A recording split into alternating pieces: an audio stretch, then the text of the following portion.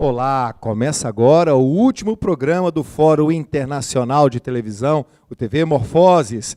Ontem e hoje tivemos aqui uma série de conversas sobre os mais relevantes temas sobre a produção audiovisual. Nesse último painel, claro, sem dúvida fechará com grandes conversas, com grandes novidades.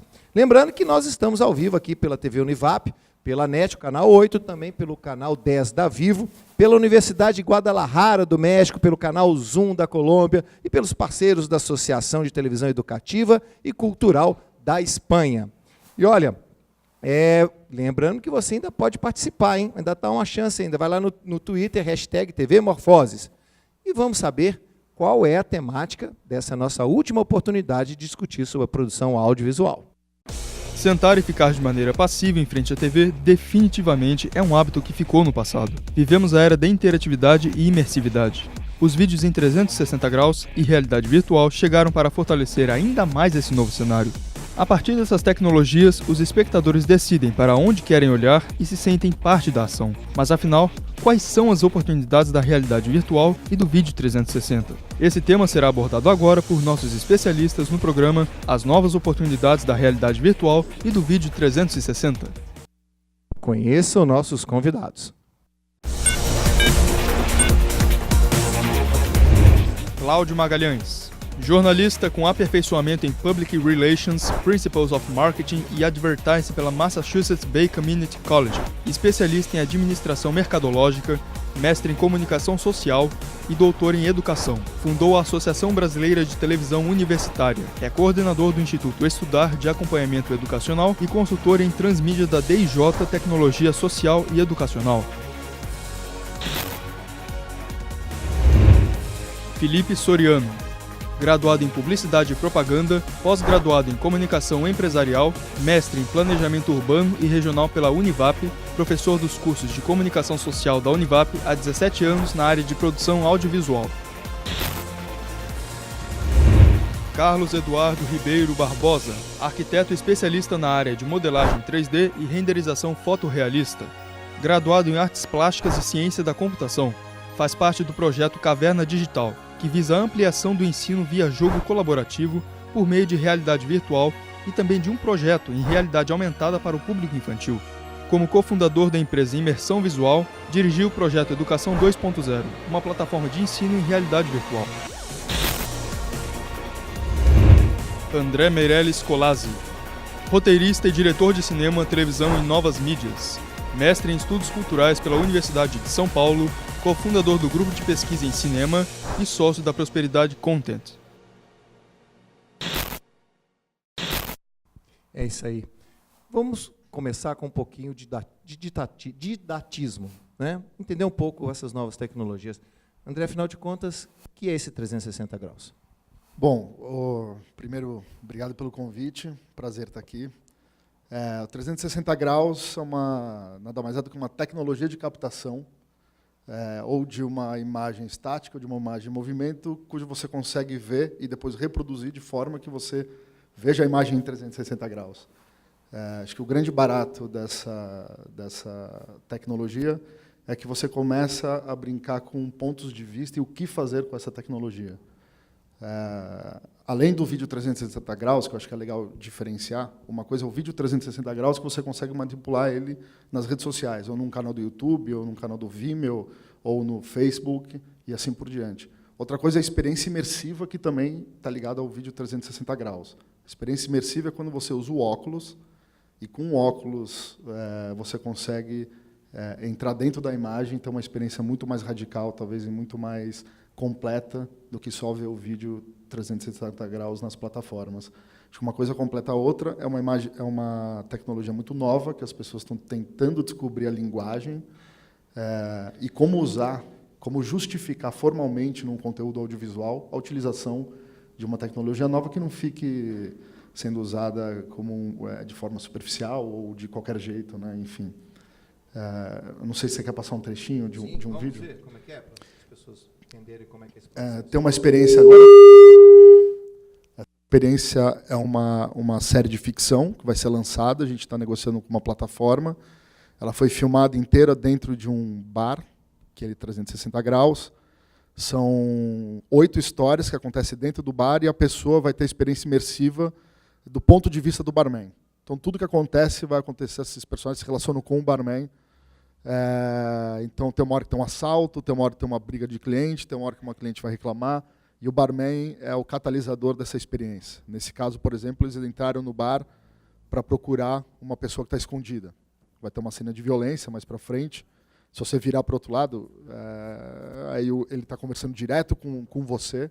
Essa experiência é muito mais radical quando você usa o óculos.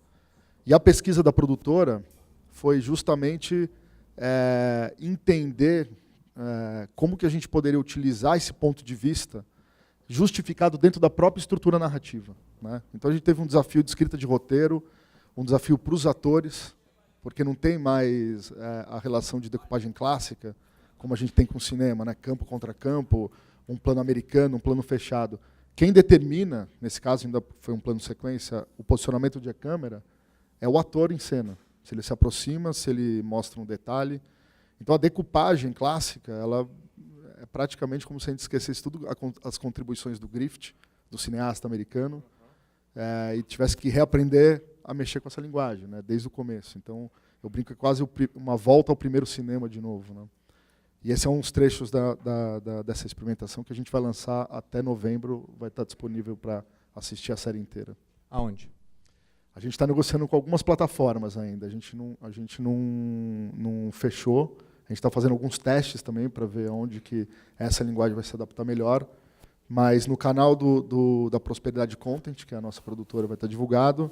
E no grupo de pesquisa em cinema P43, que é um grupo que pensa o cinema a partir do ator, também vai estar divulgado e nas redes sociais vão estar divulgadas. O Carlos André falou da importância da imersão virtual, que será parceira dessa 360. Mas não só, né? Fala um pouquinho o que é essa imersão virtual. Bom, boa noite, primeiramente. É gostoso discutir realidade virtual aqui com essa audiência, porque a gente discute nos corredores do Parque Tecnológico, mas aqui a gente está com todo mundo.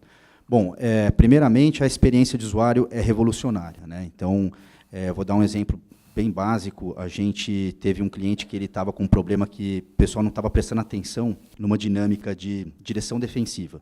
A gente fez um software em realidade virtual e passou daquela coisa chata que o cara não queria ir, estava olhando no relógio nos 5 primeiros minutos da dinâmica ali, né? E ele já passou a chamar outras pessoas para participarem daquilo. Então, acho que isso já é fantástico. A gente introduziu um sistema multiusuário síncrono, né? Carlos, desculpa, só para eu poder entender. Quando você fala cliente, como assim? Que cliente é esse que encomendou esse tipo de trabalho? Tá certo. Bom, a gente, por enquanto, a realidade virtual ou o óculos não está massificado. Então, empresas de alta tecnologia só que têm o poder aquisitivo para enfim, fazer aquisição de módulos de realidade virtual que atualmente são caros. Mas percebam que a natureza do óculos ele é barata, tá? Então, se você comparar com o celular, por exemplo, ali tem uma lente e um LCD. O celular tem câmera de 5 megapixels, tem processador, enfim. Na internet a gente acha, inclusive, um jeito de fazer com papel, com celular e cartolina, sim, né? Sim, mas essa experiência é um pouco pobre, tá? A gente não gosta muito, tá?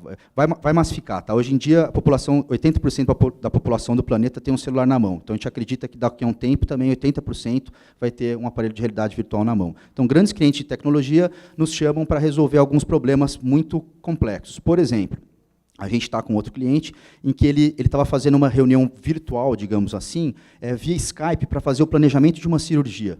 A gente conseguiu colocar o fabricante da prótese e o cirurgião dentro do mesmo ambiente virtual, com a bacia de um paciente ali dentro, entendeu? Fazendo o planejamento perfeito, com os dois compartilhando aquele ambiente como se os dois estivessem ali. Então, é revolucionário, né? E tem várias outras utilidades, tá? Mas esse, acho que você ia me perguntar, né? Esse é o carro-chefe da nossa empresa, lá que é um sistema multiusuário, tá bom? Só em relação à imersão, nós estamos falando de televisão, o 360 eu consigo imaginar, porque tem a narrativa, você mesmo está dizendo que está partindo da ficção, e a imersão virtual, o que teria a ver com televisão? Olha, pergunta para mim mesmo, né? Tá. Eu acredito que, num certo momento, a gente vai ter um híbrido entre realidade virtual, que são modelos poligonais, tá? E captação 360 Repete, também. é o quê? Modelos poligonais, vamos lá.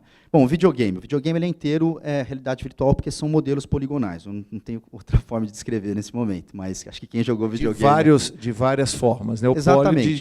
de variedade e de ângulos e de maneiras e narrativas diferentes, não é isso? Sim, sim. Essa pergunta foi bem pertinente, na verdade, porque um ambiente virtual ele foi criado artificialmente, digamos assim, mas a captação 360 você está literalmente captando o real, entendeu? Eu acredito que em algum momento a gente vai começar a misturar esses dois ambientes, a captação real com o virtual, por exemplo, num filme de Star Wars, né? Entendeu? É óbvio que você, uma hora vai ter sei lá, uma nave pousando, o R2-D2 passando na sua frente, ele vai ser um objeto poligonal, mas em alguns casos você vai ter captação dos atores realmente, entendeu? Acho que vai ter essa mistura, né? Enfim, essa é a grande questão, né? Como é que vai ser a narrativa visual de filmes 360 graus, né? Deu para explicar um pouquinho? Deu perfeitamente. Felipe, e aí? Isso é revolucionário ou isso é mais do mesmo? Eu acredito que isso realmente é revolucionário. Às vezes, eu vou falar como professor, tá? Quando eu dou aula de edição de vídeo 1, na primeira aula eu já falo assim, vocês estão vindo aqui para criar alguma coisa nova, mas vocês vão ver que qualquer coisa que vocês pensarem, vocês estão inventando a roda. Depois que inventaram o cinema com banda sonora, nada mais se criou além disso. Tá, tem o estéreo vídeo, tá, e tem o surround, que são específicos e talvez não vão pegar tanto na televisão. Mas o resto, legenda, trilha sonora, BG, tudo isso aí já foi inventado. Por mais que você queira inovar, você não consegue. Eu acho que pela primeira vez, desde a invenção do cinema sonoro, nós podemos inventar coisas que não existem. Eu estou no momento em que aquilo que eu estou fazendo ainda não tem em lugar nenhum. Ou se tem, tá, ainda não foi divulgado. Isso eu acho que é o lindo, é o maravilhoso de estar onde eu estou, como professor, tá, e, antes de tudo, aprender e ensinar. Porque a primeira vez que eu vi uma foto 360 foi em Las Vegas, em 2013. Eu estava na INAB, inclusive, com você. E a pessoa me mostrou o cubo da GoPro, que eram 6 GoPros, e eu fiquei quase 10 minutos no stand esperando para ver um still que não colava bem. Quando o professor Fernando Moreira falou em 2016 que ele tinha interesse em comprar uma câmera 360, porque isso talvez iria ser o próximo futuro, o próximo passo, eu mesmo falei para ele assim, olha, você vai perder dinheiro. Eu tive no stand da GoPro em 2013 e isso não funciona. Mas ele, graças a Deus, não me ouviu e apareceu com a câmera. No exato momento onde eu liguei o meu celular, ele reconheceu a câmera, eu coloquei, remotei, e eu fiz um still em menos de 15 segundos, aí eu falei, não, agora a realidade chegou para ficar. E eu, como professor, tenho que aprender, porque eu estou começando do zero, para poder chegar na sala de aula e dar um feedback para os alunos. Ou aprender com eles, né? Eu acho que aí fica de igual para igual. Assim, eu sei um pouco, mas às vezes o aluno fala assim, professor, e se a gente jogasse dentro daquela maquininha de pegar bonequinho? Porque o ponto de vista que é o ponto da questão. Então, a gente começa a pensar 360, isso que é o maravilhoso. Eu confesso que assim, foi uma das poucas vezes onde eu peguei um dispositivo e falei, eu vou me dedicar a isso, porque isso daí vai mudar a minha vida. A minha função é de ser provocador. O que vocês me garantem que não será um 3D de televisão? Para que lembrar, ou seja, que 3D, desde que eu me entendo de gente de televisão, nós estamos botando, vamos ter um 3D na televisão, que vai ser revolucionário, e cada ano que aparece, e esse raio desse 3D nunca cumpre o objetivo. O que vocês me garantem que não vai ser um novo 3D? Olha, garantir não dá para garantir nada. Tudo que a gente está falando aqui, acho que daqui 2 meses a gente talvez esteja totalmente errado, porque é uma tecnologia com uma violência muito grande de transformação, né? Então, é difícil de prever. Acredito até que quem está investindo também dinheiro acredite mais do que a gente, porque estão colocando bilhões, né? De toda forma, eu acho que a televisão 3D ela não passava talvez de um fetiche de você ter determinada experiência que o VR e a experiência imersiva explodem com isso. Eu acho que tem experiências já dentro da sociedade e em outros países, no Brasil, sei lá, esses dias eu fui acompanhar uma pessoa fazer um exame corriqueiro num laboratório e tinha lá a experiência imersiva para a criança tomar vacina. Então já explodiu, a sociedade já está usando de forma no dia a dia a experiência imersiva. Então é uma Já tecnologia. virou uma tecnologia social. As pessoas já estão que não exatamente sabem de onde que acontece, mas ela já está no cotidiano de algumas pessoas. Exatamente. Esses dias mesmo teve uma campanha para falar uma campanha que viralizou até em 360 para falar da lotação dos presídios e de como isso tem que ser olhado. E foi até um colega meu que dirigiu da Vetor Filmes, é o Coy. E foi um filme que viralizou muito e ele levou as pessoas dentro de uma cela e você vestiu o óculos e você tinha a sensação de estar numa cela lotada com, sei lá, 300 pessoas e pessoas estavam presas lá porque roubaram uma telha e uma garrafa PET. E aí você tinha aquela expressão, era realmente te colocar para refletir sobre determinadas questões da sociedade de uma forma talvez mais enfática, né? Então eu acredito que o VR ele veio para ficar. Lembrando para o pessoal, o VR é a realidade virtual, né? Acho que ele veio não só para ficar, como para instigar a gente a sair do lugar, como você acabou de colocar, da gente descobrir de novo o que é isso, né? Qual é essa linguagem. Eu acho né? que tem uma coisa que é interessante, que é o acesso, a acessibilidade ao equipamento.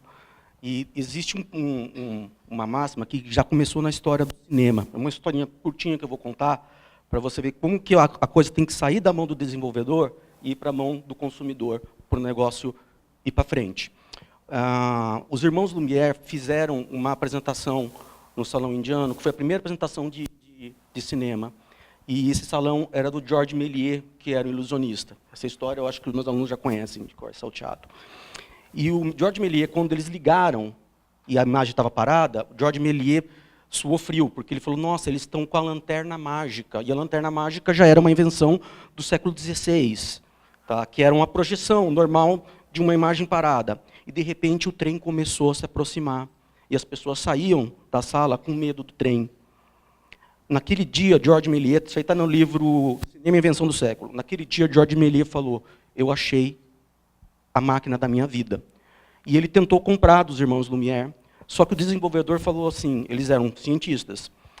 O Auguste Lumière falou para o Georges Méliès, você é amigo do meu pai, e eu não quero te enganar. O cinema é algo extraordinário, mas nunca vai deixar de ser um instrumento científico. E não vendeu o cinematógrafo para o Georges Méliès. Para preservá-lo, né? O que é mais interessante. Eu não vou deixar você gastar dinheiro à toa, né? Mais ou menos eu com a câmera 360. E o lado interessante é que eles abriram o projeto, mostraram como funcionava para outros engenheiros, e em menos de um ano já estava sendo falsificados os cinematógrafos em Londres. O Méliès compra aquilo lá e começa a fazer os filmes fantásticos. Então, o poder pegar, o ter e poder experimentar é fundamental para a coisa ir para frente. E aí, Carlos? Bom, a gente falou bastante de entretenimento, mas eu acredito que na área de educação e treinamento isso vai revolucionar. Eu vou dar um exemplo para vocês. Quem aqui tem acesso a uma turbina de 800 quilos, que custa 250 mil euros ou mais, entendeu? E você poder visualizar ela, ver vista explodida, ver ela em funcionamento. Então, um braço robótico da indústria automobilística, entendeu? A gente consegue simular ele perfeitamente, entendeu? Então, enfim, para países de terceiro mundo isso é fantástico, tá? Eu acredito que, como eu disse, a tecnologia não é cara, a gente está pagando atualmente o desenvolvimento dela por vários anos, né? Outra questão fundamental também, então eu falei sobre acessibilidade, a gente vai ter, né, vai colocar aparelhos simulados na mão de pessoas comuns, digamos assim, né? E também tem a questão de sustentabilidade, porque, como eu disse agora, você vai ver uma turbina em funcionamento, com mapas de coloração de pressão, etc., sem gastar uma gota de gasolina. Você pode ter um curso de solda sem gastar um watt de energia, um curso de pintura automotiva sem gastar uma gota de tinta, entendeu? Então, isso vai ter seu uso não só no entretenimento, como também, eu acho que a educação. Eu acho que a gente vai conseguir competir um pouco melhor também com o videogame, porque você percebe que as crianças estão hoje em dia assistindo Star Wars no cinema, jogando esses videogames extremamente complexos, né? E prestem atenção, como eles compreendem tudo daquele game, eles estudam aquele game de cabo a rabo. Aí chega na escola, é um livro em preto e branco, com as dinâmicas, com os desenhos em preto e branco, inanimados, né, entendeu? A gente está até com um projetinho que a gente quer fazer um simuladorzinho de física, que você coloca o cubo lá, vê os vetores, etc. Então, eu fugi um pouquinho da parte de entretenimento, fui para a educação. Você pode ter certeza que não vai ser mais um gimmick, né, como o pessoal diz aí, como o do Oclinhos. Eu estava comentando com ele há pouco tempo atrás, que eu fui no cinema com uns amigos meus, a gente foi assistir um filme bobo, de 3D, mas todo mundo falou, mas sem óculos, né? Falei, isso, sem óculos, ou seja, realmente o pessoal já está um pouco de saco cheio, já passou um pouco essa modinha inicial, mas eu acho que a realidade virtual não, vai ter a sua utilidade de uma forma muito mais expressiva, entendeu? E você tem um trabalho também, que é um trabalho também de rede, como a gente falou lá no painel passado, né? No painel passado a gente estava aqui discutindo sobre as redes das televisões universitárias, lembramos aqui da pioneira, que é a Rito, né, que é a rede de intercâmbio de televisão universitária, depois agora a rede Prosa, que também tem essa questão não só da rede no sentido de depositório, mas a rede de combinação, quer dizer, isso tudo tem a ver com esse nosso campo de TV universitária e TV pública. E você está trabalhando com essa ideia também de ter redes na realidade virtual. Como é que é isso? Como eu disse, né, a gente tem um sistema multiusuário, ou seja, a gente tem acesso a várias pessoas de forma remota. Então, a gente acredita que você pode ter uma aula, por exemplo, ministrada por um professor aqui em São José dos Campos, que seja uma autoridade num determinado assunto, alguém muito bom, né, e uma pessoa do Mato Grosso ou do Brasil inteiro, ou você também assistir uma aula de alguém em outro país, entendeu? E tendo sempre esse quesito do tridimensional poder aparecer na sua frente. Então, a gente fez uma coisinha boba até para as crianças, mas você vê um planetário, você vai para a Lua, entendeu? Então, imagina você ter uma aula com alguém, um expert enfim, em coisas espaciais aí, né? E você ter acesso a todo mundo no mundo inteiro para poder compartilhar. Mais uma questão de acessibilidade novamente. E, André, você acha que isso é possível fazer para ficção e levar isso para a televisão, ou mesmo que não seja para ficção, para outros programas clássicos, telejornal, programas de auditório? Você acha que é possível adaptar essa tecnologia, não só do 360, mas da rede da imersão virtual? Eu acho que sim, né? Acho que já estão fazendo isso, a gente só está tentando descobrir quais são os caminhos e o que vai funcionar.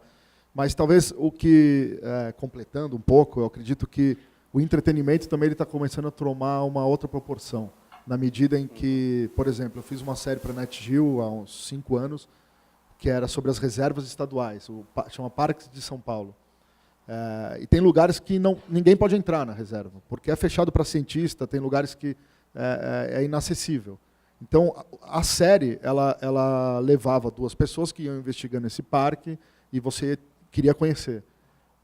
Há 5 anos atrás, se eu já tivesse com essa relação com a imersão, eu teria proposto para o canal fazer a mesma versão imersiva, talvez um spin-off, alguma coisa de um formato um pouco mais curto, para a pessoa poder visitar determinadas áreas. Por exemplo, a gente filmou uma onça lá. Quem consegue ver uma onça na sua frente? Quer dizer, quem quer ver uma onça na sua frente? Né? Então, na experiência imersiva, você conseguiria talvez visitar determinados locais, e eu acredito que a gente explode a ideia de televisão no sentido de proporcionar uma relação, por exemplo, um estudante de biologia, de ver determinada aranha, de ver determinada planta, de como a TV não te proporciona. Mas eu acredito que a gente vai ter uma relação de muita troca, né? Porque a TV tradicional, né, que a gente conhece, ela está perdendo público para o VOD ou para as redes sociais. Eu acredito que a experiência imersiva, bem utilizada, ela pode fazer o ciclo contrário, né?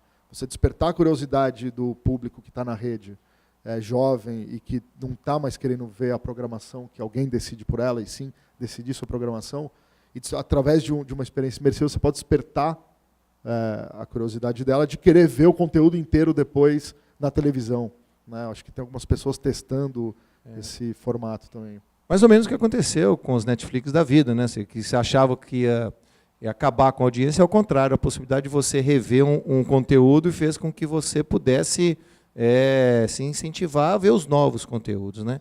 Agora, vamos dar uma passada de uma coisa que é muito importante, né, Felipe, que é a narrativa. Uma coisa é você fazer a narrativa para um filme, que é aquela coisa linear. Eu já fico imaginando como é a narrativa de um videogame, né? Eu fico pensando no roteiro, eu que sou lá um cara que faz aquela coisa linear, e como é que o cara vai fazer?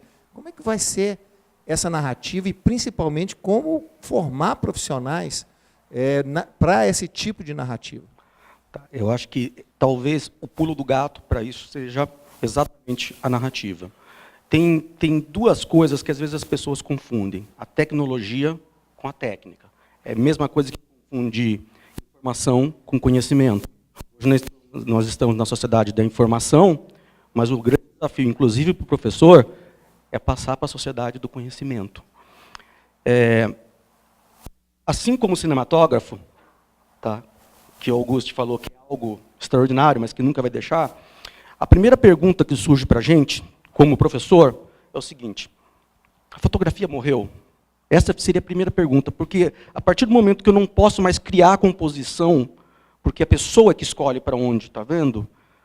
O que sobra para o fotógrafo? A gente começa pensando na narrativa fotográfica. Tá? E aí a gente pensa no problema. A pessoa escolhe para onde que ela quer enxergar. Sim, é verdade. Só que existem outras coisas. Por exemplo, a maior parte dos dispositivos 360 tem íris, tem shutter, tem temperatura de cor, ou seja, tem todos os outros apetrechos de uma máquina fotográfica normal. A questão, então, passa a ser o seguinte: a pessoa escolhe para onde que ela quer ver, só que eu escolho de qual ponto de vista ela vai enxergar, que é o caso. E escolher esse ponto passa a ser o primordial. Eu não sei, eu posso colocar uma foto 360, só de exemplo, que eles estão aqui? Deve estar como mídia 2, aí a imagem. Não, passa. Essa imagem, você consegue rodar ela, dar play? Então, olha o ponto de vista que ela pegou, essa foto. É o TV Morfoses de 2016. E eu, Fernando, estava com menos de um mês da câmera. Eu ainda não sabia mexer no ISO da câmera. Eu consigo colocar o espectador dentro da cena. Ele está em cima do switcher. Isso seria impossível com qualquer outro dispositivo que não uma câmera 360.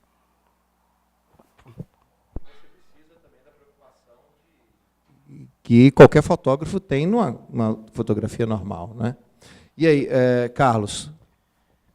Para mim, a questão fundamental, principalmente da captação de vídeo 360 ou imersivo, é justamente a narrativa visual. Acho isso aí tem que ser muito bem discutido, é fundamental. Primeiro, eu acho que vai novamente acontecer uma questão de um híbrido. Você vai sentar no cinema, colocar um óculos, e talvez o início seja uma tela de cinema ali dentro mesmo. Tá? Eu vou explicar por que daqui a pouco. Falando primeiramente sobre essa imagem retilínea. A retilínea é como se fosse a tela do cinema na sua frente mesmo. Tá? Teve uma TV, que eu achei que era uma porcaria, mas ela tinha uns neons em volta dela. E ela refletia a cor do que estava sendo transmitido dentro. Eu achei que era uma porcaria, até uma hora que eu vi uma filmagem dentro da água, e aqueles neons ficaram azuis, e a minha sala inteira ficou azul. Então, foi bem interessante. Então, eu acredito que quando você tiver a imagem retilínea, vai acontecer uma ambientação. Então, vou dar um exemplo, acho que bem interessante, se o microfone voltar. Está funcionando, pode ir. Beleza. Um exemplo bem interessante. Imagina você também estar no Star Wars, eu gosto pouco de Star Wars. Estou notando. Mas você está no Star Wars, e você, uma hora lá pelas tantas, a nave entra naquele planeta que só chove. E por um motivo, que eu vou falar daqui a pouco, você tem que ter aquela imagem retilínea na sua frente. Olha só que interessante a ambientação de você estar com o céu trovoando, caindo chuva, porque naquele planeta só chovia, entendeu? Então, toda essa questão de ambientação vai ser muito interessante. Coisa que o áudio já fazia, né? A questão do áudio ele já faz, ele já é 360 em muitos dos ambientes, inclusive na casa da gente, quando a gente tem o sistema de home theater, alguma coisa assim, não é isso? Bom, vamos lá. Você não pode, é ruim, dá um desconforto enorme. Eu que trabalho com realidade virtual sei disso, já desencadeei labirintite em algumas pessoas. Você não pode transladar a câmera. Tá? É muito ruim a sensação. Pode o quê? Transladar. É ruim movimentar a câmera. Você pode em movimento retilíneo uniforme. Tá? Aceleração, desaceleração, mudança de direção, que é a curva, né? Você não pode fazer. Isso é fundamental. Tá? Se você colocar isso, um filme explosivo, aí, blockbuster, no mundo inteiro, você vai começar a desencadear labirintite um monte de gente, e provavelmente até o Warner vai tomar um processo bilionário, aí, porque nego não vai trabalhar por 3 dias. Mas vamos lá. Então, nesses casos em que você, por exemplo, quer ter uma câmera que está acompanhando a flecha do herói, entendeu? O tiro que ele deu lá de flecha, você tem que ter o formato retilíneo. Mas em alguns momentos aquilo vai começar a se expandir e vai ficar 360 graus. Eu acabei de passar por uma experiência maravilhosa dessa nos Estados Unidos, em que a gente começou, e não era com óculos, tá? Mas começou com um formato de cinema, e começou a dinâmica, etc., e começou-se a abrir a cortina, e sem você perceber, na metade do filminho, você estava envolto em 360. Então, acho que vai acontecer um jogo entre 360 e retilíneo. E vale lembrar também que você não precisa ter só aquela tela de cinema retilínea. Isso não sou nem eu que estava falando, um cara especialista em quadrinhos. Ele falou uma coisa muito interessante, ele falou assim, e percebam que você tem todo o ambiente para você colocar quadros retilíneos. Então, ele falou que ele acredita que vai começar a se misturar a narrativa de quadrinhos, que geralmente é aqueles montes, uma hora aparece uma coisa ali, entendeu? E você precisa, imagina, eu também entrei naquele bar do Star Wars, em que tem uns bandidos ali, você uma hora precisa de uma câmera fechada na mão do bandido pegando uma arma. Como é que você vai fazer isso aí em 360, entendeu? Ah, mas dá para fazer alguma coisa para o cara olhar para aquele lado? Não dá, meu amigo. Você vai ter que trabalhar muito bem a questão de narrativa visual para que seja uma experiência agradável, que você não fique enjoado e também justifique toda aquela ambientação. Tá. André, você já tem experiência com narrativa? A primeira experiência que a gente fez maior, né, que foi mais parruda, foi uma série de ficção. E foi um grande desafio, assim, justamente para achar esse ponto de vista. E aí, quando a gente falou, tudo bem, vai ser tudo narrado a partir do ponto de vista de um barman, né, ou uma barwoman, depende de quem vestiu o óculos. A gente não colocou o corpo embaixo justamente para não mediar a experiência imersiva ser o mais real possível. Acho que é o mais difícil mesmo é encontrar a justificativa para essa tecnologia ser utilizada. Tem um termo que eu acho que muda bastante, é um termo simples, mas que é de storytelling, a gente vai para story living, né? Então a gente vai começar a viver essas histórias de forma muito mais radical, as sensações são muito mais radicais. E lembrando, né, eu falei no começo, o vídeo 360 é uma experiência, a imersão com óculos é outra, é totalmente diferente. Né? Em Amsterdã tem uma sala de cinema 360 que eles colocam na porta lá, a primeira sala de 360 do mundo. Na verdade, você entra numa sala de cinema, um monte de poltrona giratória, com um monte de óculos, ele dá play, e todos os dispositivos são acionados ao mesmo tempo, e você vivencia um filme de até 30 minutos. Né? É uma experiência totalmente diferente, você não vai comer pipoca, você vai estar lá no Qual a diferença para os antigos, do antigo 360, que você entrava naquela redoma lá nos anos 70, que você falava exatamente que era 360, que você ia ter, inclusive, na verdade, alguns parques norte-americanos também têm essa sensação.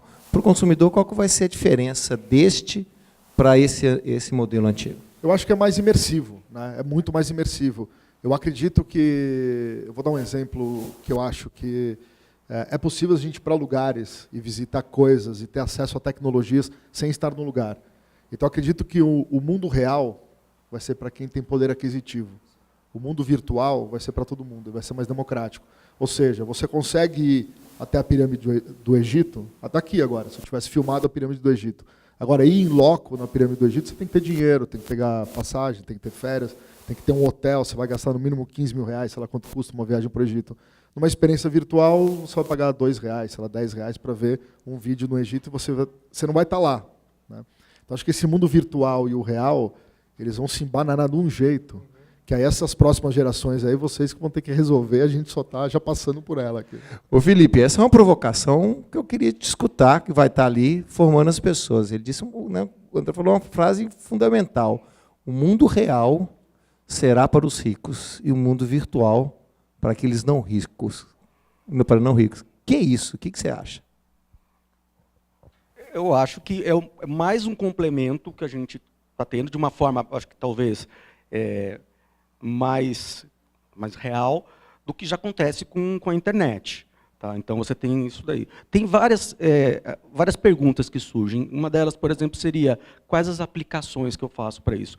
É interessante, infelizmente não vou conseguir passar o vídeo, mas logo quando eu peguei a câmera, que nem era minha, era do Fernando, a primeira coisa que eu vi é o seguinte, o ponto de vista é o ponto da questão. Aí, aqui na universidade, a gente tem uma divisão de drones.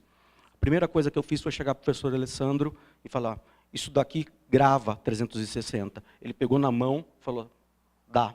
Na hora que eu falei, ele entendeu já a coisa. E a gente acoplou o 360 no dorso do drone e mandamos o drone para cima. Tá? Em 2016 eu nunca tinha visto isso. Hoje está normal, essas imagens de drone 360. E a gente fez um sobrevoo sobre uma cava de areia recuperada que nós temos aqui na Univap. E qual que foi a ideia? Na hora que desceu o drone, eu liguei, e aí o bom de morar numa universidade, é essa imagem. Tá? É um drone voando em cima de uma cava de areia. E agora é o seguinte, se o operador puder, ele movimenta aonde ele quer, dirigir a própria visão. Eu vou colocar da seguinte forma, eu sou um produtor de vídeo, eu não entendo nada de cava de areia. O professor Alessandro é um piloto de drone, ele não entende nada de cava de areia. Mas a professora Maria Regina, e o bom de estar numa universidade é ter isso daí, ela entende de tudo. Na hora que ela viu, ela falou, já entendi, é reconhecimento de cavas. Então, você faz uma imagem e você pode disponibilizar essa imagem via net para que vários pesquisadores de meio ambiente opinem sobre o que eles estão vendo. E eles, cada um vai olhar para o lado que é o ponto de interesse deles. Então, essa seria uma aplicação. Depois eu fiquei sabendo que o Caveirão do Rio de Janeiro tem uma câmera 360 para gravar toda a operação deles.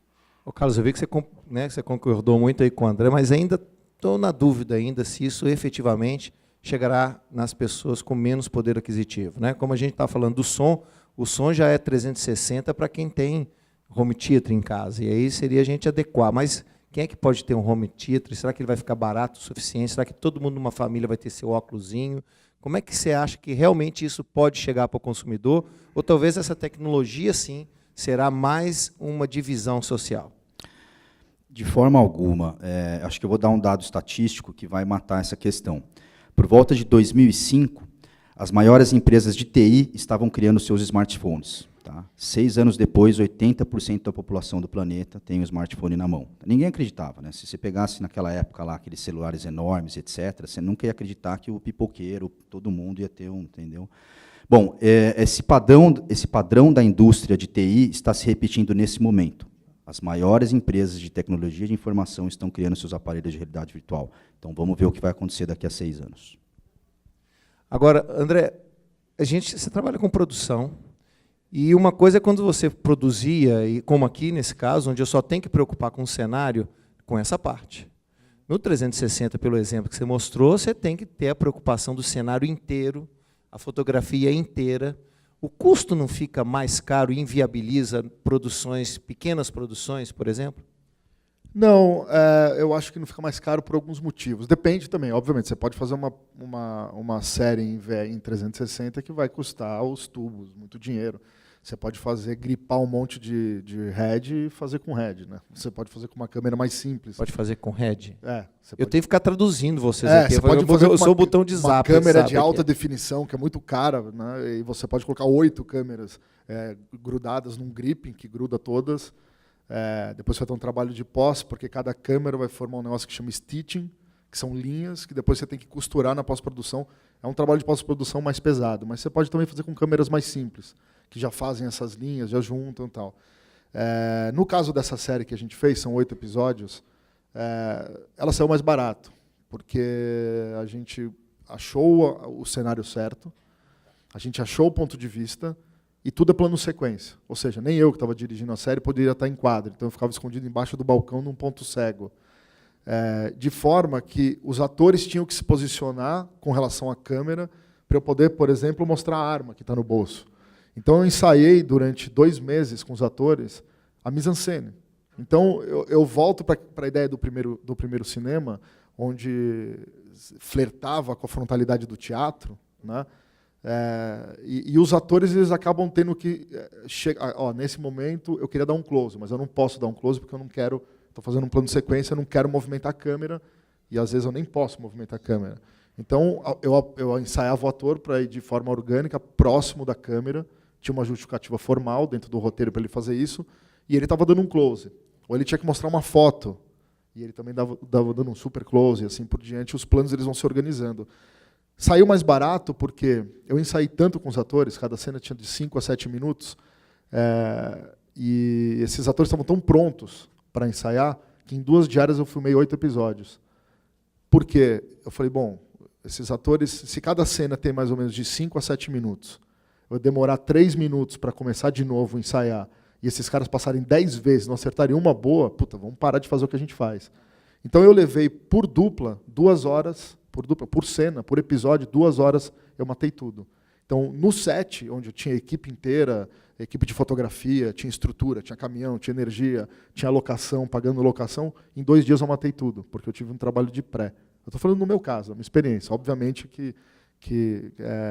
mas eu não acho que ela é uma pré-produção faz com que fique mais econômico, né? E um uma bom roteiro, né? Um bom roteiro. O roteiro a gente fritou muito para escrever. Roteiro adaptado ao orçamento, né? E uma narrativa adaptada ao orçamento. Adaptado ao orçamento, porque assim, o roteiro muito diferente da literatura. Se você escreve 300 anões correm pelado numa praia, você vai ter que produzir isso e pode custar 1 milhão, né? Na literatura é uma frase, né? No roteiro é aquela cena que o produtor pede para você cortar. Uma vez o roteirista Jorge Furtado fez uma frase muito importante, que quando ele estava com raiva da Globo, ele botava uma linha só no início do roteiro: chove. Exatamente. Acabou. Exatamente. E me conta, você acha, Felipe, que os estudantes vão poder se apropriar dessa tecnologia e produzir para televisão universitária, para si mesmo, para botar no YouTube? Oi. Vou falar de 2 coisas, assim. Uma no ponto de vista comercial, tá? E que vai formar esse novo profissional. Um aluno, acho que ele não deve estar aqui, já falou para mim: professor, o senhor não aluga a sua câmera? Eu falei: por quê? Ele falou assim: porque eu tenho um cliente e ele quer fazer uma foto da loja dele, 360, para colocar, porque o Facebook já está aceitando, esse tipo de coisa. E acabou que a gente ainda não fez. Mas outra pessoa também me chegou e falou assim: quanto que custa para você fazer uma foto? E eu não tinha nem ideia de preço. Joguei um preço, ele falou: eu quero. Aí eu cheguei na loja dele, fui olhando. Falei assim: olha, eu não vou te enganar não, cara, mas fazer a foto 360 vai queimar a sua loja. Por quê? Porque aqui está descascado, porque a parede está desse jeito, porque o 360 tem essa descoberta, mostra tudo. Então, você primeiro dá um trato na loja, dá uma ajeitada, e depois eu posso voltar. Tá? Então, isso daí é uma coisa. Agora, outra coisa que é muito interessante é que toda tecnologia, para conseguir gerar uma técnica nova, precisa recorrer a técnicas antigas. É uma coisa que é interessante. Eu preciso parar de algum ponto, não dá para começar do nada. Então, a gente vai vendo o que eu posso adaptar. O professor Rodolfo Dantas falou ontem, a TV, quando chegou, a primeira coisa que ela fez foi pegar todos os profissionais de rádio e levar para a TV, tá, para poder transmitir, para poder evoluir. E eu me lembro, eu estava até comentando com um aluno hoje, eu me lembro como era fazer curta-metragem quando eu tinha 16 anos. Primeiro, era difícil você conseguir uma VHS compacta, mas eu conseguia. Aí, o que você tinha que fazer? Você tinha que pensar nos planos. Cada vez que você editava VT para VT, você estragava a imagem. Então, fazia assim: eu vou gravar agora essa sequência. Agora, eu vou gravar essa sequência. E gravava na ordem. Só usava o VT quando você errava uma coisa ou outra.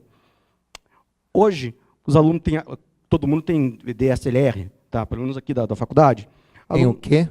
Câmeras fotográficas boas, de boa qualidade, que fazem vídeo. E, às vezes eu vi produções onde os alunos gravaram com 5 câmeras. Eu falei: mas por que com 5 câmeras? Não, na edição a gente acerta. Eu falei assim: não, filho, isso não vai dar certo. Resultado: qual que é a probabilidade, com 5 câmeras, de uma câmera gravar outra câmera? É muito grande. Resultado: no final das contas, eles tiveram que regravar a cena. Eu falei assim: agora, por favor, façam com uma câmera. O 360 está trazendo exatamente isso. Eu vou fazer um negócio mais ou menos parecido com teatro. Eu vou ter que importar essas técnicas de outros lugares e eu vou ter que fazer como é que eu fazia antigamente. Não dá para fazer uma sequência com 10 câmeras 360. Você tem que fazer com... É super interessante esse exemplo da foto da loja, porque o 360 ele mexe com todo mundo. Fazer cinema, no meu caso, eu sou do cinema, enfim, sou roteirista de formação, enfim, tem uma equipe gigantesca, né, para trás de um filme. Então, esse seu exemplo é muito, muito legal, porque quando a gente chegou no set para filmar essa série, eu já tinha conversado bastante com o diretor de arte, um diretor de arte que já fez muita coisa no cinema, chama César Leandro. Ele olhou para a tecnologia e eu conversava com ele e falei, cara, tá tudo em quadro. Mas qual que é o quadro? Tá tudo em quadro, não tem quadro. Não tem mais arrumar o quadro para dar um chute, vai luz. Não, a luz tem que funcionar em tudo.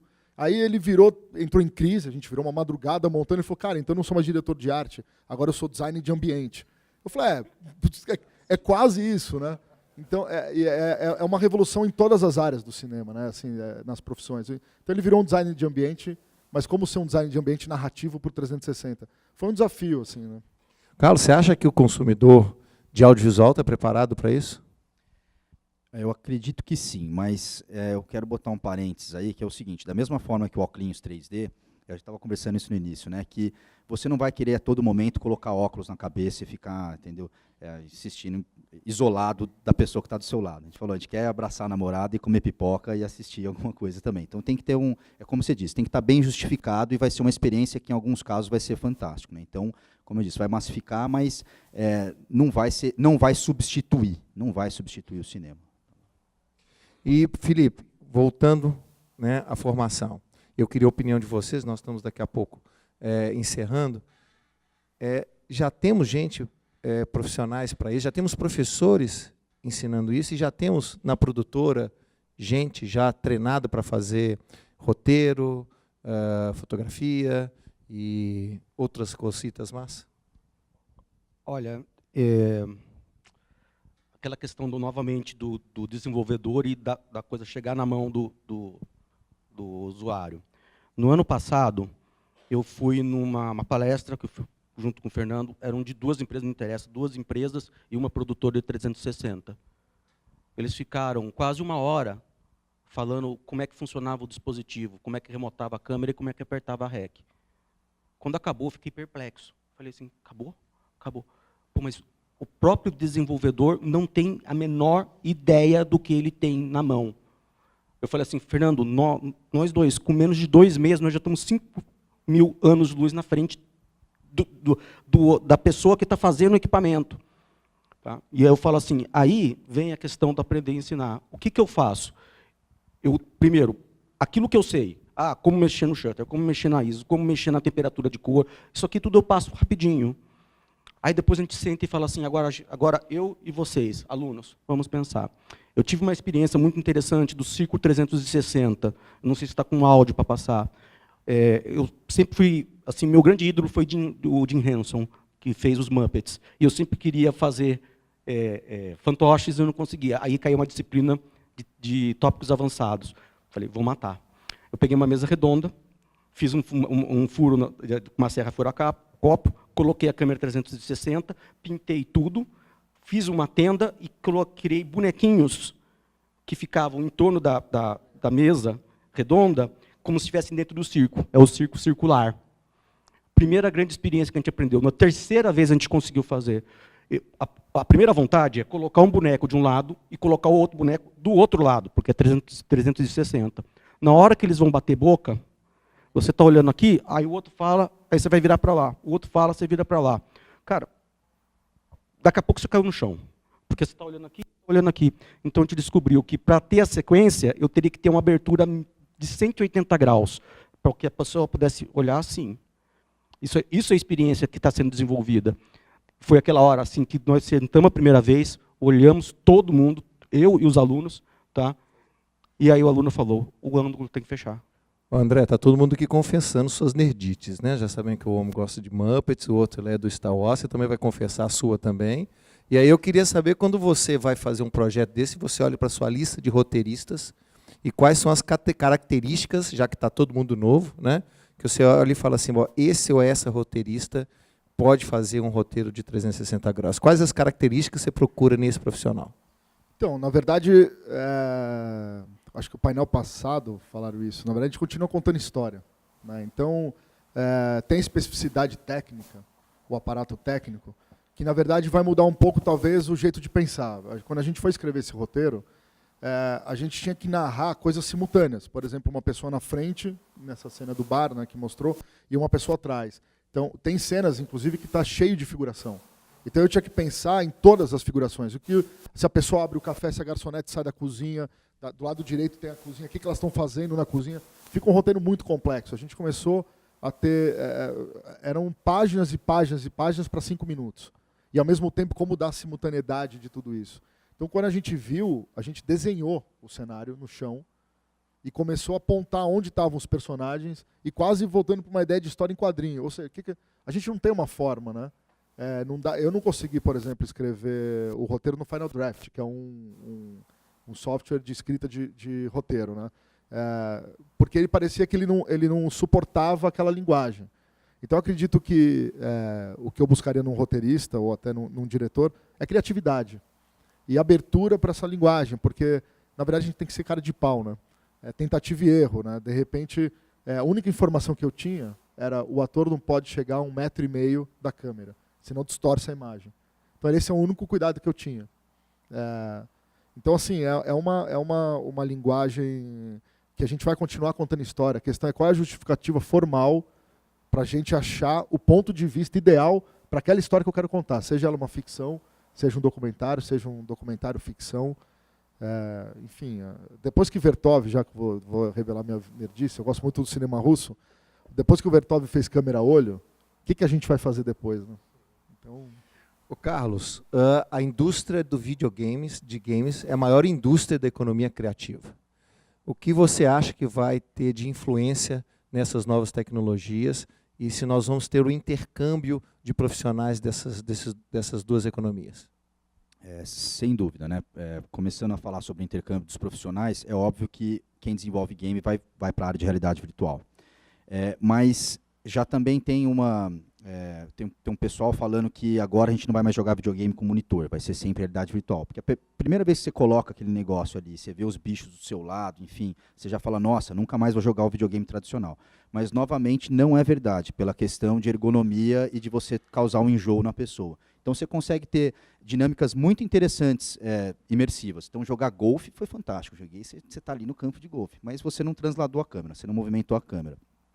Jogo de carro, por exemplo, é horrível. Porque você está a todo momento acelerando, desacelerando. Então, não vai substituir também, entendeu? Acho que essa que é a questão, né? Todo mundo fica, nossa, realidade virtual é considerada a próxima plataforma computacional. Vai substituir e matar tudo? De jeito nenhum. Pessoal, para a gente fazer uma última rodada, eu queria que vocês dessem sugestões para as televisões universitárias, para as TVs públicas, aquelas pequenas, né? De como é que elas podem começar a se arriscar nessas novas tecnologias. Eu acho que, na verdade, é a criatividade. Né? É possível colocar o vídeo 360 numa plataforma mais tradicional. Não necessariamente a pessoa precisa interagir. Já tem algumas experiências que vão por esse lado. Então, eu acredito que se tem um objeto, como esse plano que você fez, né, com drone, que tem uma justificativa para se ter um vídeo 360, mesmo que essa movimentação do vídeo seja feita na pós, na montagem, eu acho que é válido. Né? Eu acho que é válido, acho que tem que experimentar. Eu acho que é só a hora que a gente se jogar nesse abismo que a gente vai começar a entender os caminhos, porque o que a gente não pode é ter medo de uma tecnologia, ou travar diante dela, ou ficar tentando entender ela só numa perspectiva intelectual, né? Ou seja, no papel e lendo livros. Acho que nesse momento a gente já tem bastante teoria do cinema aí. Acho que a gente não vai fugir muito dela. Estou falando do cinema, da parte né, e da televisão. Acredito que a gente tem que pegar o que a gente já conhece, as referências que a gente tem, explodir elas e se jogar nessa tecnologia, que eu acho que vão aparecer coisas incríveis. E eu acho que vai vindo, as pessoas que estão com 20 e poucos anos aí, eles que vão ensinar a gente. Eu acho que são assim, são plataformas bem diferentes, mas que você pode aprender muito uma com a outra. Quando eu criei o Círculo Circular, eu achei que eu falei assim, não, agora eu estou inventando, agora eu estou fazendo um negócio que realmente não existe. E aí um aluno pegou, passou na semana seguinte, apareceu com um videozinho no celular do Rá-Tim-Bum, chamado A Hora da Fome, e era inteirinho gravado no centro de uma mesa redonda. Aí eu falei, nossa, inventei a roda de novo. Tá? Tava bidimensional, só que tinha o conceito já tridimensional do pessoal comendo na mesa redonda. Né? Já aprendi mais uma. E é lógico, Migrar de plataforma para plataforma é muito interessante também, porque você vai levar lições de uma para outra e vice-versa. Tá? Então, nesse ponto, acho que dá para colaborar bastante. Bom, novamente, saindo um pouco do entretenimento, do cinema, né, e vindo mais para o meu mercado, para o meu meio, não é nem questão, não sou eu que estou evangelizando as pessoas a utilizar a realidade virtual. As grandes empresas de tecnologia estão pedindo, elas estão desesperadas por essa tecnologia, porque ela resolve muitos problemas, como eu disse, acessibilidade, sustentabilidade, redução de custos, né? Como eu disse, você treinar uma pessoa com um braço robótico que custa muito caro, é muito mais fácil você virtualizar e você consegue ter 30 braços robóticos dentro de uma sala de aula, entendeu? Então, eles que estão procurando, né? Eles estão sentindo essa necessidade. E a questão do multiusuário, como eu disse também, o médico entrar e fazer um planejamento de cirurgia com a prótese na frente dele, virtual, ao invés de ser aquele negócio no Skype, eles estão procurando mesmo a gente, entendeu? A gente não precisa nem falar nada. Eles entram lá, colocam óculos na cabeça, 15 dias depois eles ficam digerindo, voltam com milhões de ideias, entendeu? Então eles estão absorvendo muito rápido e muito fácil essa tecnologia. Carlos, mas o estudante que se interessou vendo aqui a gente, né? Que tipo de formação você acha que ele tem que ter para entrar nessa nova tecnologia? Olha, o estudante ele não podia estar num momento melhor, porque antigamente os softwares, os ambientes de desenvolvimento de games ou realidade virtual, eles custavam $700 mil. Até que um cara teve uma ideia maravilhosa e falou, eu vou fazer um ambiente de desenvolvimento chamado Unity e vou vender isso aí, aliás, vou colocar de graça. Ele fez isso, entendeu? E a troca de assets, né, ou de objetos poligonais e animações e tudo mais, entre a comunidade é que faz com que eles tenham lucro. Mas, então, nesse caso, eles têm agora esse software de graça na mão para poder treinar e criar conteúdo. Então, tem muita gente já criando conteúdo de realidade virtual e o óculos hoje em dia custa $400, não é o fim do mundo também, tá bom? Pessoal, antes da gente encerrar, eu queria, já que estamos falando de inovação, a BTU, junto com a TV Morfoses, está lançando o seu 4º número da revista BTU, TV Universitária mais TV Pública. É uma edição anual, que a gente coloca os artigos que falam justamente das inovações, que falam do progresso, da vanguarda da televisão universitária e também da TV pública. Essa é uma revista impressa, está sendo aqui distribuída para algumas televisões universitárias, mas a partir da semana que vem ela já está no site da BTU, que é btu.org.br. E todas as outras edições também lá estão, para vocês acompanharem aí o que há de mais de pesquisas acadêmicas em relação à televisão universitária e TV pública e comunicação pública, né? Uma revista da qual a BTU tem muito orgulho e a TV Morfoses tem contribuído ao longo desses 5 anos de edição de revista para a gente continuar debatendo. O TV Morfoses está terminando, mas olha, a discussão da televisão universitária ainda leva muito tempo, ainda vamos continuar permanentemente com isso. Inclusive o próximo evento vai acontecer lá na Unifor, em Fortaleza, que é o Seminário de TVs Universitários, que é uma parceria da BTU e também da Futura, no dia 18 a 20 de outubro. E, além de tudo, você aproveita para visitar aquela maravilhosa cidade, né, de Fortaleza. E, olha, eu gostaria de agradecer a presença de vocês, aprendi a beça. Eu fiquei muito feliz da nossa conversa aqui, porque a gente sempre fica assustado com a nova tecnologia, como vocês apontaram, e fiquei muito feliz que está todo mundo aqui inseguro, sem saber o que vai acontecer. Então, se vocês que estão inseguros, que beleza, eu posso ficar inseguro também. As televisões universitárias vão aproveitar muito, que eu acho que é a principal dica que vocês deixam aqui para a gente. Experimenta, né? Vamos experimentar, vamos ver como é que faz. Se não tem nada, então também não significa, a gente pode fazer o que a gente quiser. E eu acho que essa mensagem que vocês deixaram para a gente é o que é mais importante, e a gente agradece muito. Eu acho que foi uma maneira maravilhosa de a gente encerrar o TV Morfose com esperança, com novas tecnologias, com muita coisa ainda para fazer, e com aquela velha toada assim, olha, usa sua imaginação, sua criatividade para fazer um produto audiovisual e uma televisão melhor. Muito obrigado. Obrigado você também que ficou assistindo aí para a gente esse período todo. Você pode acompanhar todos os conteúdos do TV Morfose deste ano na internet. Os conteúdos vão estar todos disponíveis. Então, aqui também é interatividade. Você pode voltar, né, e ver quando você achar mais adequado, os conteúdos que você achar mais adequado. Muito obrigado pela sua audiência.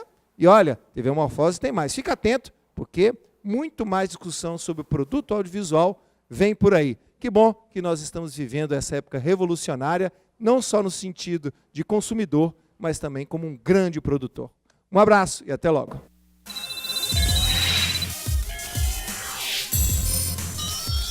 Informativos.